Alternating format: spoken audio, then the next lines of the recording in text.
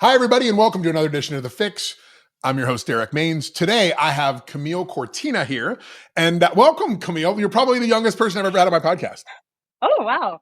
I don't Yeah. know about that, but I I would, think you're be you're honored to have that you space. are very mature, but I mean, I'm usually I have gray hair people on this podcast, right? Well, you know what? Might as well switch it up a little bit. I'm happy to be here. So, Absolutely, right? There's systems thingers among us. All right. So, Camille, how the heck did you and I meet?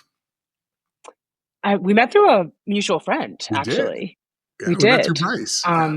Through Bryce, yes, which, high performers, we have a way of finding each other, I think, especially systems-based thinkers, it's one of those things where there's not a lot of us apparently, so No, we it's might as well way connect. Yeah, we might as well connect, especially because the age of AI that we're in, these skills are really desperately needed. And there's just not a lot of people that know them and understand them or intrinsically think that way, right? So, Camille, tell me a little bit about your background because when we first met, you were working inside companies, but now you've really, morphed in a lot of senses into a lot of different things that you're involved in right now. Yes. So, I mean, my career started in fintech, and I spent 9.5 years developing my career through starting with clients. Clients have always been, an easy door to get through. So, Yeah. just client relationships. Retention was really my big thing. I really love dealing with escalations for some reason. It's just one of those things I was good at. So, anyway, everything led to leadership. Then I went to sales. I've basically worked in all pillars of a business. Training is where I spent the most time, training trainers and actually creating cross-functionally with different departments in the business, implementing new softwares, implementing new systems, implementing new processes. So being able to be a part of a company from such a ground up and being Mhm. an octopus, like being a part of everything, is what allowed me to realize that intrinsically, it's a gift of mine to actually see systems and understand gaps and see the way It that is. things are and patterns. Patterns are my thing. Um, but also that getting to know so many lines of business within the same business was such a gift. It was so cool. So that led me to go into sales. And then I was poached by a firm and I was director of financial planning for a firm. And I basically built the entire financial planning process end to end from client engagement to how do we deliver plans? How do we present those plans? How do we retain those clients? How do we grow the book of business? That's what I love to do. And Nice. your So I want point, to, yeah, I yeah. want to bring this up because this systems thinking thing, I think you're right in the sense that there are people that are born with it. But I think there are a lot of people that have it that have just never unlocked it. Yes. And I talked about this on another podcast recently where, I don't know if you probably won't remember this because it predates you, but like we think about the words inbox and outbox and we think about those in relationship to email. That is not where those words came from. The words inbox and outbox were what was on every single person's desk 20 years ago. An inbox where people put assignments for you to work on. And then on your desktop, you worked on those assignments and then you placed them into an outbox. And then a manager came back and would move your outbox to the inbox of the next person. And this would go through the whole business, marketing, sales, operations, service, customer service, warranty, follow-up parts, literally these inboxes and outboxes through the whole entire business. And when I tell this to like people that are 50 years old, everybody laughs. And I'm like, you remember there was three types. There was the cheap plastic type, which was for newbies. Then there was the mesh basket that was an upgrade. And then there was the mahogany wood or red oak version that was only Mm. for executives. Those were like 30 bucks. Like no companies weren't going to invest it in you. But when you understand that the words inbox, outbox, and desktop actually aren't computer words, that's actually how we used to work. And the difference, Camille, is, did you know those words? No, I love this Right. because Yeah, yeah, right. You have to have gray hair to like know what I'm talking about. But the weird thing is like we just transferred those words to computers, and now people are like, well, that's inbox, that's your email. It's like, no, that's not what that word actually meant. But that is really fascinating because back then, management meant that you just walked along the progression and you could see the bottlenecks. I could see, oh, Camille has a lot of work on her desk and very little of it's going out. We need to get another person in here to help Camille. Like we could manage based upon that. We used to call this management by wandering around. The Japanese called it gemba. And it was this concept that because the work is so visual, you just wander around and improve that workflow. You can't do any. No, do you have a plastic thing on your desk that has your no, inbox? No, you No, and don't do I those think things what anymore. you're speaking to is two layers. First, technology showed up, and now we have OneDrive when we have all these things happening online, and we don't have the concretized material visual of what we're doing, but we didn't adjust well enough. And Yep. then remote work layered on top. So now it's like a double whammy, right? Now these like gaps and these interdepartmental confusing, I don't know why it's not working, is like buried way deeper than it ever was, and so it requires like another level of skill or like another Yeah. angle or like some trying new things to really start to uncover and fix the plane while it's flying, as we say. You're dead on, and this is why we've really in the past couple of months started referring to our work as the system versus process triage or process fixer. And we've done Totally. that because we don't have a system to understand how the work works. So I can give you tools and those might help you, but what you really need is a system that says day 1 do this, day 10 do this, day 20 do this, here's where you go next, and you work your way down the line. So Correct. when did you first realize was it your first job that you realized you were a systems thinker, or was it like Oh no, before then, or like when do you think you figured it out? I don't think it actually articulated and fully concretized for me until you trained me. That's when I Ah, was like, oh wait, hold on, like I it's am not that. just Yeah. yes, like it's not just that I'm good at this industry. It's not just that I'm good at these lanes. It's that this is how I'm designed, I'm built, this is how I think. And this is why I was so frustrated working in Yes. certain, right? Well, I have to Like admit, you so came and got frustrated certified and you individuals went who home and you quit. contribute. You did, Exactly. right? It was like a couple months later, you were like, Exactly. oh, I quit. I'm like, I wait, was what? like, You're like, hold on a second. no, I had this enlightenment experience and I realized, oh my God, there are people like me that talk like me, think like me, act like me, that when I have a conversation with them, everything just flows because it doesn't matter if it's politics or what it is. I don't think you've ever been to my house and we have one of the sort of get Not togethers here. yet. No. We still have to Mm-mm. do this. But like I had a bunch of folks over the other night and we had a political conversation and nobody got upset because it was all about, we all knew one thing intrinsically, that it had nothing to do with the people. Doesn't have anything to do Correct. with Donald Trump or the So Democrats. now this is It's the this is right. It's it's the the system. system. And we all know it's the So system. So we don't point fingers at them. We're like, well, of course they would do that because that's what the system allows them to do. If we don't want them to do that, you restrict the system so that they can't do those things. correct. The other thing I discovered was my other passion, as you know, is self-development and self-mastery and high performance and just really just being the best version and the clearest, most static-free version of ourselves possible, right? So that Yeah. we can really build that new earth and just really step into what it means to be the create a better world, right? Be Yeah. kinder, Right. better people every day. That's a system. And I started to realize like the way that I approach both things is actually very system based. I've created a system for almost everything in my life without even realizing it. And Mhm. when I started to understand that my niche is give me the leaders and the visionaries and the teams that understand that personal baggage and work baggage can be very interconnected. And if Mhm. you're running things and you're building something from scratch, and if you're a niche and if it's yours and it's your baby, you want to make sure that you're infusing everything with the best energy possible, or you Yeah. will later have to deal with the consequences of that. So it's like this really interesting combination of things that I'm doing now with just that system based thinking premise that you Yeah. really just kind of popped for me, where I was like, oh, I this love is that. my world. I love that. Okay, so you got to tell me about, and I'm really into this kind of stuff too, right? I think systems thinkers, because every time everything happens, they think 5 or 6 steps back and 5 or 6 steps forward of And we're what caused solutions that. minded. So Yeah, we're always, we're yeah, not afraid to dive into the problem because we're so aware that there is a solution and that that's kind of like the whole point, I think, is that we're willing to go deeper to come back out higher. yeah. So I'm really into self-reflection and those kind of things. And, I just admitted on the last podcast, I've made some really dumb mistakes the last 6 months. And like now and the worst part is they're not the first time I made those mistakes. It's like the Mm, sixth or seventh time, right? And I can't blame anybody but me and my system because I'm the one that's producing those results. But I noticed something on your profile recently about hmm dark. What the heck is this? So I want to say two things there. Working with me, the first thing I would have said to what you just said is you made no mistakes. You repeated a pattern, and all we need to understand is the root cause of that pattern. So, do you see how the same way you've trained me, the methodology of system based Yeah, thinking, it's yeah, not the person that's the problem. It's the underlying root cause of why you would even make that mistake more than once, which isn't actually you, it's your subconscious.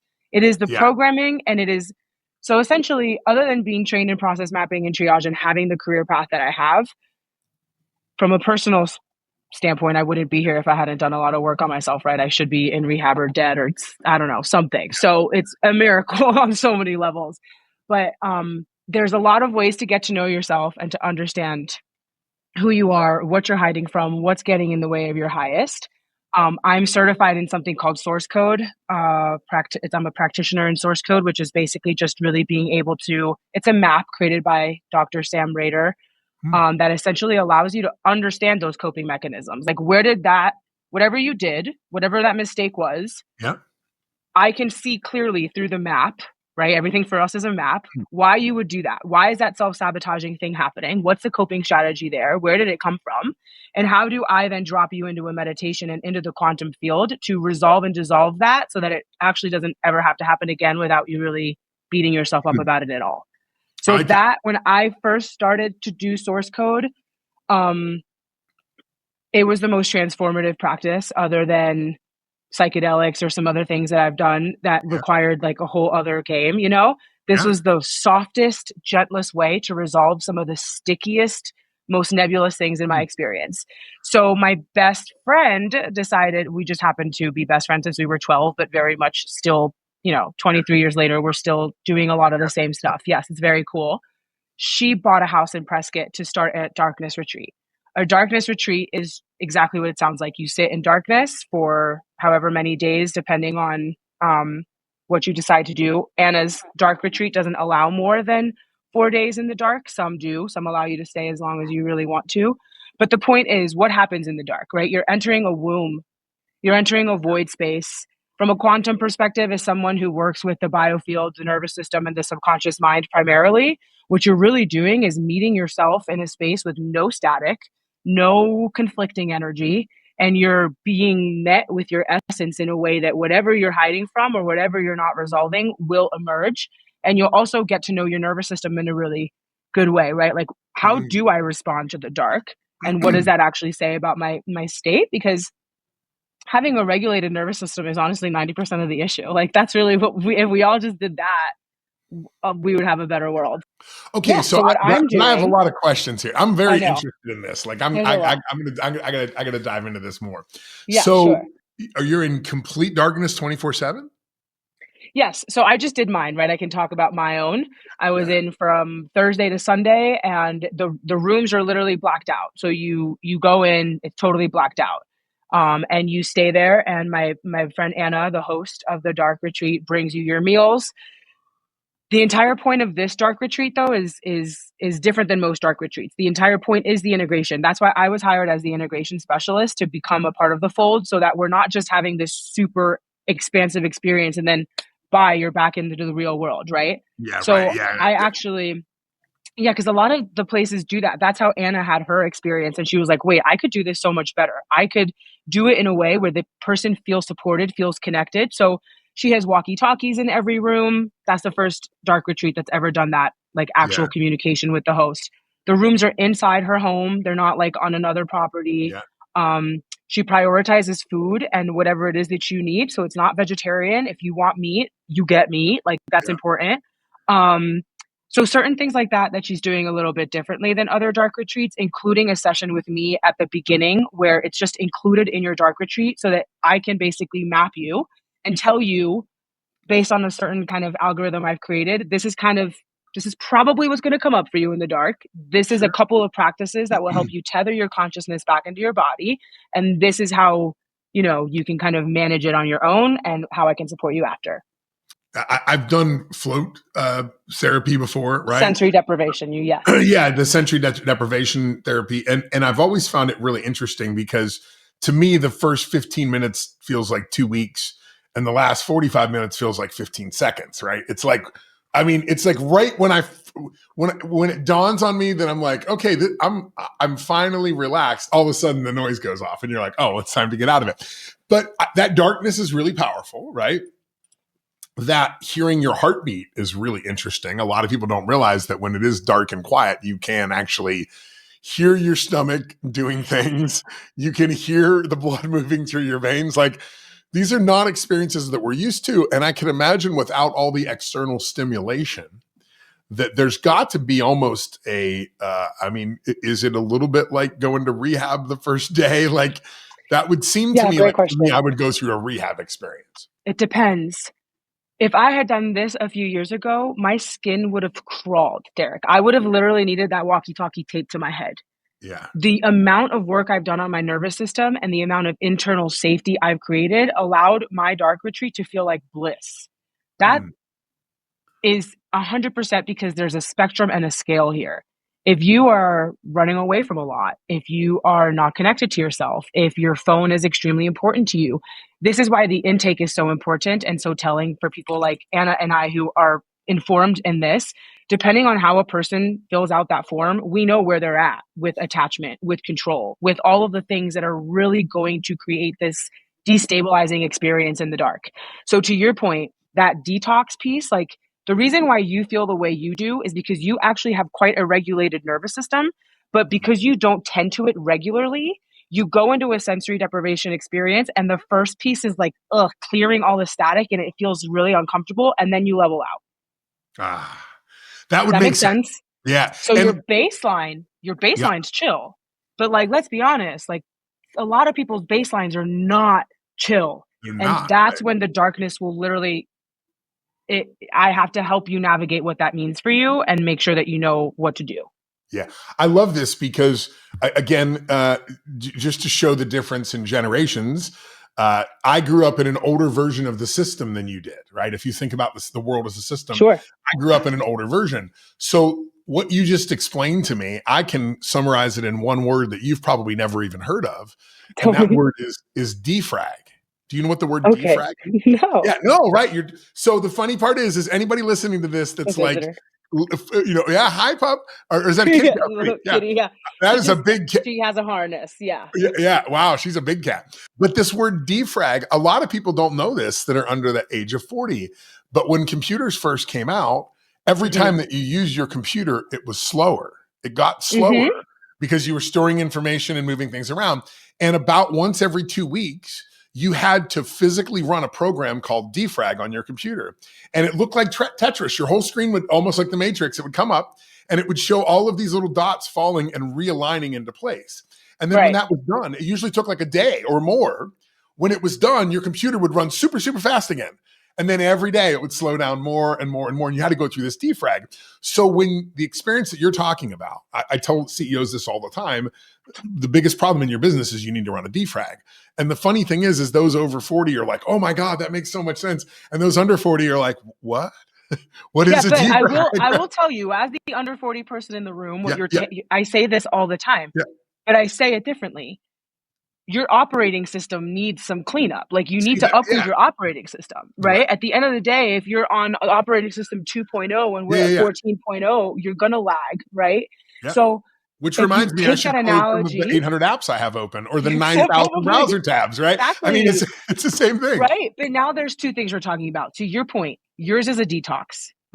Yours is that. Yours is an operating system upgrade. For some people, it's an antivirus.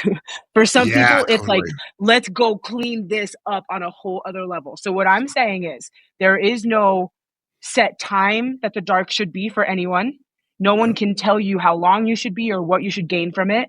And there is no expiration date. This isn't like an ayahuasca experience where you're like, you could do ayahuasca once and never touch her again and you've had your moment. The darkness is something that you can do regularly to retouch base with yourself, to detox a little. Like, depending on what you need, it can be medicine for a couple of things. So that's why I like being involved in it, because when she first told me about it, I was like, oh my God, that makes me want to crawl out of my skin. And now that I'm a part of it, being the practitioner, it's like, if this doesn't show you growth and what it can do for you, I don't really know, you know? I love that. Well, listen, why don't we talk about this for a minute? Like, so we're not, obviously this has been a really good episode because it's different. We're talking about systems thinking. We're talking about using darkness therapy. You mentioned the psychedelics thing, and it's really interesting. Traveling around the country, over 100 talks I'll do this year, from the East Coast to the West Coast, Northeast, West, South, everywhere I've been there. And it's what's so fascinating to me is there is a very, very strong movement for the use of psychedelics among executives, particularly on the West Coast. It is not translated into Texas and beyond yet at all. And I ask this question regularly. I'm like, anybody know what an ayahuasca I'm retreat is? sure. They're like, oh, that's that thing Aaron Rodgers did. You ask that question in Yes. Southern California, and everybody goes, well, yeah, I did my ninth one last weekend. Like, it's sort of like an integral part of business coaching strategy now is the use of microdosing of psilocybin, DMT, those kind of, yeah. This is the hill I will die on. This is why I do what I do. Everyone can do expansive experiences, but integrating is a different thing. And that's why I do what I do.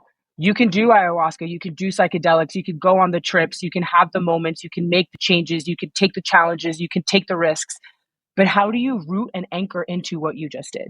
How do you become that version of yourself? How do you understand what you just actually experienced in that super psychedelic moment? Yeah. Because what ends up happening is these executives or whoever, they come back, they had expansion, but are they really doing things more effectively? Are they actually embodying a better version of themselves? Do they even know how to kind of weed their way through what they just experienced? And how do we make that like integration piece on the other side of having psychedelic experiences more important? And how do we also provide things like a psychedelic experience without there needing to be a drug involved, like dark? Yeah, that's interesting, right? How can you Winhoff breathing? Some people experience a psychedelic experience from that. Meditation, a lot of people experience a very psychedelic experience. The difference is the psychoactive substance. Like you can have a psychedelic experience with or with not. I think it's the reason that things like I'm hearing a lot about DMT here on the West Coast, which is interesting because a lot of people refer to Jimi Hendrix All Along the Watchtower, where he talks about businessmen will drink my wine. Well, a lot of people don't realize DMT is called the businessman's trip because it's only 5 minutes. So in California, you know, the hippies back in the day that worked in an office over break. Like, how do I like touch this without like totally leaning into it? You know what I mean? Yeah, right. They didn't want to have the whole big experience. They didn't want to go to some retreat center. It was like, I'm in my car. I'm going to do something and have this sort of out of body, you know, self-realization experience. And then I've got a meeting in 15 minutes and I want to grab a sandwich on the way back to the office. So I don't think, and my audience, a lot of my audience is East Coast, and they're really surprised when I tell them this. And I'm like, you do realize that substances, not just marijuana, psilocybin, DMT, ayahuasca, LSD, even in some circles. I think that one is a little bit farther out there for most people. But yeah, I mean, you know, that's the one that, to be fair, I absolutely, the biggest transformations I've ever had are tied to my psychedelic experiences, acid, mushrooms, and source code. Period. This is psychedelic. The darkness is psychedelic. Source code is psychedelic. The difference is that we're redefining what that actually means. And we're also just kind of, let's, you know, these drugs are amazing and they're not the only way. And I instead of fighting the argument, right? Instead of getting into the ring and fighting about like, let's make sure that everyone can take mushrooms, and how about we just start to create other ways? And so at the end of the day, to your point, what I think is becoming really important is executives and leaders and visionaries understanding that if they don't do inner work, the outer isn't going to reflect anything different other than what they've already experienced. Yeah. And I've talked to some practitioners in this, and actually know multiple people, including the people that have connected me with you, that are very into the understanding of this. And I think the big difference is this. The big difference in the psychedelic movement among executives is that for years we thought that psychedelic drugs were a party thing, and they're not. Yeah. No. Right? And I think that's the biggest difference. Is there's been a sort of a recategorization here on the West Coast of people that say, well, there's drugs and then there's psychedelics. And then the funny thing is, you know, we just had some folks at the house from California the other night, business owners, very successful. And they're all doing, it's California sober is the new thing here on the West Coast. Don't drink alcohol. My God, that stuff will kill you. What are you trying to do to your body drinking alcohol? But marijuana, LSD, and MDMA, they have this list of like all things accepted except for alcohol. You're this is the difference. The psychedelic being a drug was really misunderstood because it's something that you take. And so the average, of course, A plus B equals C. You take something, that does something, now something's happening, right? Yeah. That's not actually what it is. Psychedelics are actually just something that enables an opening within yourself that's already there. Yeah, it So opens all up that's those neural happening, pathways. Yeah, right. yes, all that's happening is that Well, you're DMT getting is a natural access. substance found in the human body that occurs in the birth canal and at death. Right. You're Why only is your getting body access producing it? to something Yeah. correct. And so if you strip that, right, if we talk about language and we really just define that it's getting access to something that's already within you, Mhm. that's all psychedelics are doing. It's just that it's about understanding that depending on what that means for you, you're either going to have like a very visual kind of classic psychedelic experience, right? Where it's not at all healing, but it's really like, oh, I was with some aliens on another planet and there was all this sacred geometry Yeah. everywhere and it was so crazy, right? There's that. There's also the like, oh, I'm having a bad trip. What's a bad trip? A bad trip is really just all of this stuff bubbling up that you were like, wait, I wasn't prepared to look at any of that. And now I'm in a social setting and I don't want to look at any of that. That's often what a bad trip actually is. So understanding that psychedelics are a doorway to your own essence, to everything within yourself, just to understand that this tiny little human experience we think we're having is not actually what's happening. And that along with that, if you have an identity death, if something actually happens during that psychedelic experience where you are no longer the same person you were 8 hours ago, that is when integration is necessary, whether you're an executive or whether you're anybody, because that's when you have actually completely transformed and you're ready to fill that space with whatever it is you want to now be. Mm. That is so So think good. of it as exfoliation. It's Yeah. exfoliating. Well, and I mean, I think about it this way too. And listen, I always have this old joke, right? My dad was a pastor, my parents were ministers, and there was a time I was probably 17 or so where, a joint was discovered, and it's like, and my dad is Bad, like Derek. really, really mad. I mean, this is East Coast, we're Pentecostals. And I said to my dad, I said, well, didn't man made alcohol and God made marijuana? So shouldn't we put our trust in the Lord? And he was like, that is a very legitimate point. I'm not sure I'm going to agree with it, but these are natural substances. And look in nature, dolphins use psychedelics. Yeah, of All course. other ape species use psychedelics recreationally. So it's really interesting that our closest intelligent ancestors in nature use natural substances in order to alter their experiences with reality. Why that? What? I mean, Like that's really I mean, interesting. this might be a younger generation thing, but like, I've never understood why this is so taboo. Like, here's the thing though, there are ways that you can, harmony is everything, right? Balance is everything. So anything in excess, anything in Yeah, extreme, anything that's going to become a part of your identity is a problem. So let's just preface that. that's a good point. Alcohol is also not good for your body. And let's just go into how deep it is that we subconsciously create everything, even as a collective. Alcohol is called distilled spirit. What does it do to you? It distills your spirit. It's the same thing. We are not like, it's literally, it's so silly, right? But like, you have more than 3 drinks. We don't know what version of Derek we're getting, right? Like, It's true. I'm making a joke, No, but it's true. So it's you. People are very different with alcohol, right? correct. Our So inhibitions go away. instead of All of those judging things. the substance, let's look at the truth. It's a systems based thinking thing to do. Let's zoom out and understand that it's never the thing. It's the intention behind why you're doing the thing, how you're using the thing, how much you're using the thing, and then what you do after the thing. Yeah. Yeah, that is a really good point. I did a podcast, and I don't think it wasn't on this show, but I did it with Brent and a guy here in Arizona, a wounded veteran that Mm. had lost both of his legs, part of his arm, had brain injuries, all of these things, and was heavily, heavily, heavily addicted to painkillers. Mhm. Died multiple times. Like, I mean, his chance Mhm. of survival was like nothing. And then at a party, he wasn't in good shape. He's hopped up on all of these painkillers, and somebody hands him some magic mushrooms, and he doesn't take another painkiller for 24 hours, and then does it again and doesn't take another painkiller for 6 weeks, and then does it Yeah, again and doesn't take another painkiller for 6 months, and now right.